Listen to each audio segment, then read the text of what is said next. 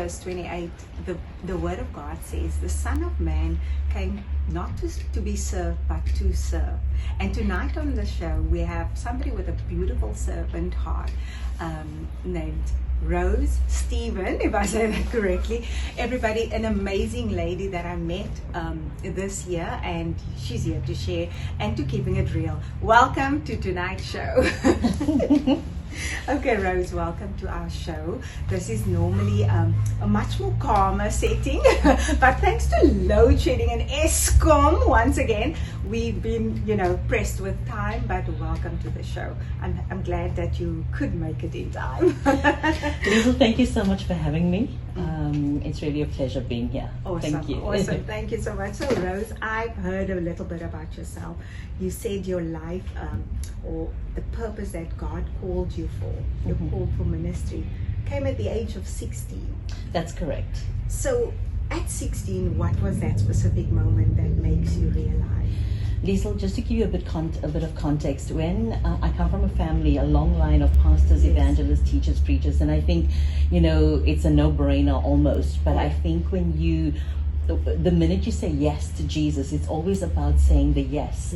And for me, I just knew when I was in church one day that I just felt the Spirit of God, just like, just like an inkling, just something you can't explain. Exactly, but I knew that I was called to full-time ministry or to be involved in the church. Of course. Yeah. That's amazing at that age to be called and to then serve and to actually do it, because a lot of people get the message but either you don't hear it or you ignore it. So I'm glad that you heard that. But tell the people, I know a little bit about you, but can you share with everybody watching your journey up to today, like in a nutshell, if you can, because you have such an amazing life story. Well, like I said, I was called to ministry when I was 16, and immediately as I finished school, my dad, who was a pastor, he's late now, and he was called to be a missionary to India. So as soon as I finished matric, my family, we all went to India, and we were there for 3 years. Wow. And like I said, being called, I joined Youth of the Mission. And I did my discipleship training school. My parents were down south in a place called Bangalore, and I was up in the north in New Delhi. And there I did my discipleship training school with Youth of the Mission, and then I led a school and led an outreach. And we were supposed to be there for about a year, but for 3 years, but we were there for a year, and my brother was killed in a car accident. Sorry to hear. Thank you. And that just took a lot out of us, So we came back to South Africa, and now as I sit here, there's no difference between the sacred, the secular and the sacred. So you're called and you serve wherever you are called. And so I took a job, but still kind of was involved in ministry with women and women's retreats. I was involved in worship in the church. I actually didn't mention this to you, but I actually was a lay preacher in the Methodist Church for 17 years, and that's where my main function was. And yet I was working for Eskom at that time. So because you left Eskom, that's why we're having load shedding now. What can I say? I am a woman of power, but now I'm seated in a different place with different power. Yes. Absolutely. Yes. So that's where I kind of it was kind of interwoven being in the secular. And then about 7 years ago, I left Eskom and I went to Bethel. Yes. A School of Supernatural Ministry. The Bethel, the one in Redding, California. Yes. What an amazing! Wow, I would love to just visit one day. But tell us what exactly did you do there? Before I ask you, there's a question that I'm dying to ask. Okay,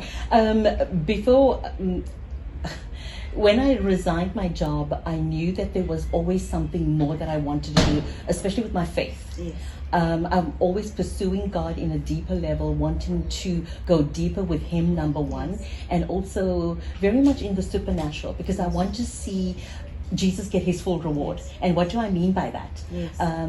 it's not just the supernatural. I want to see miracles. I want to see people get healed.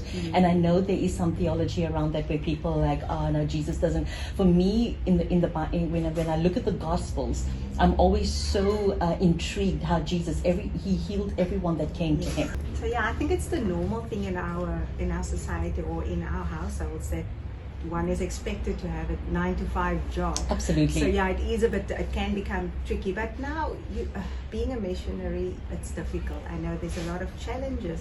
So what was one of your biggest challenges that you were faced with up to now? For me, one is family.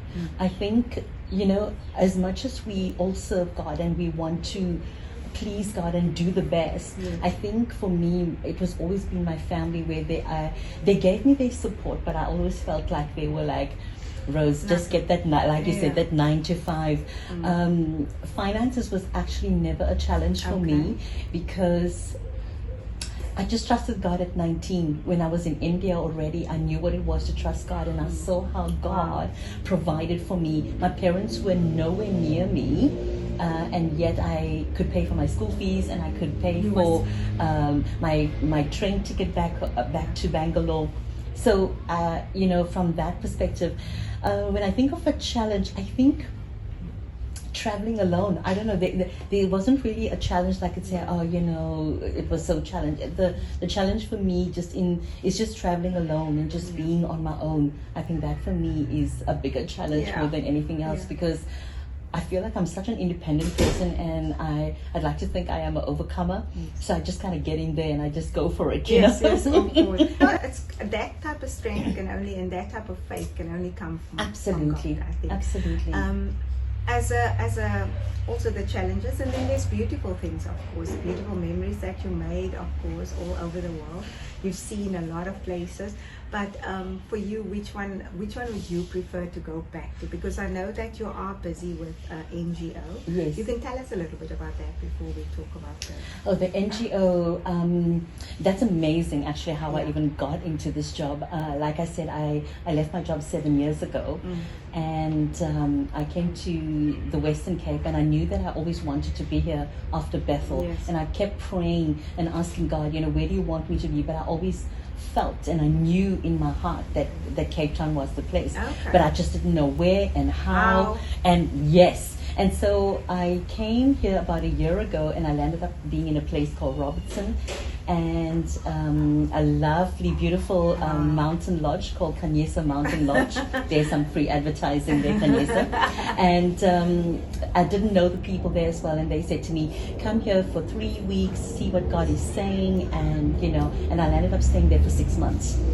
And I was involved in the hospitality section, and they also have a ministry department, and I was involved in that, doing Bible studies and counseling the ladies. And at that job, I got a call about this job here in Thornton, and I didn't know. I mean, I was not even looking. I wasn't. And the thing that kind of piqued my interest was it was about women. So this NGO is all about uplifting and upskilling and embracing women from all different walks of life, and empowering them to break the poverty cycle, and raising up a generation that stands on their own 2 feet and break that whole cycle of poverty. Yes. What is the typical type of problems that you deal with and on a daily basis with the females? What are the difficult situations that you can think of? Basically, sometimes it kind of like it's different. It's gender-based violence. Sometimes it's just loss of loved ones, but like death that happens in a violent way. And what we do in this place is that we offer counseling. We have a social worker on site as well, so she assists the families, and she can counsel, and we just go see what the needs are. That's basically some of the things. Yeah, and how does one, if somebody is now wanting to join the program, or is going through a difficult time, how do they go about getting to this program? Is structured in such a way that we're there to help ladies, and I do not want to use this word disadvantaged groups, but come from an environment that that really don't really have much, and for women that don't really have much education, and they've been just sitting at home and sending the kids and waiting on the social grant to kind of like survive. So we take women from these communities, and you come into a 2-year-long program. And what we do is we train you and we teach you what it is, how to grow your money, how to save your money, how to pay off your debt. How to stay sustainable in Absolutely. society. And what to do with your money. You know, not just that, but we also teach you life skills, parenting skills. Wow. So we equip you in every sense, and also how to grow your business, how to run your business. And as an organization, we supply you with the clothes. So you buy the clothes from us, which is donated from, we have sponsors that donate the clothes to us, and the ladies come in and buy from us, and then they go and sell, and that's how they grow their business. And eventually, the whole idea from this 2-year program is for them to run a sustainable business. Okay, so I can sit here for hours. I think you have such an amazing journey of life, you know, and I must invite you back, certainly. So tell me if there's anything you could have changed in my right life. now in your life, or do differently. What would that be? I think, and as I started off by saying, that there's no difference between the sacred and the secular.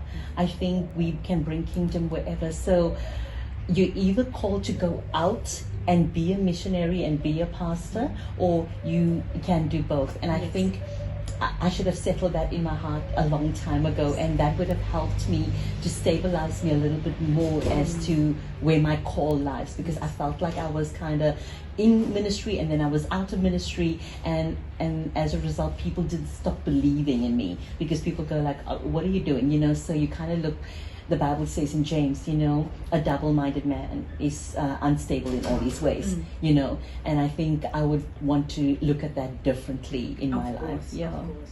Is there anything else you still want to, you've achieved so many things, but is there anything else you would still like to do? I still want to go to the world to preach the gospel. I would love to go back to India. It's always been my heart. When we got the phone call that we lost my brother in a car accident, my mom said, my mom said to my dad, oh no, she's going to want to stay. And that is the truth, because I'm like, I'm just getting started. My heart is there.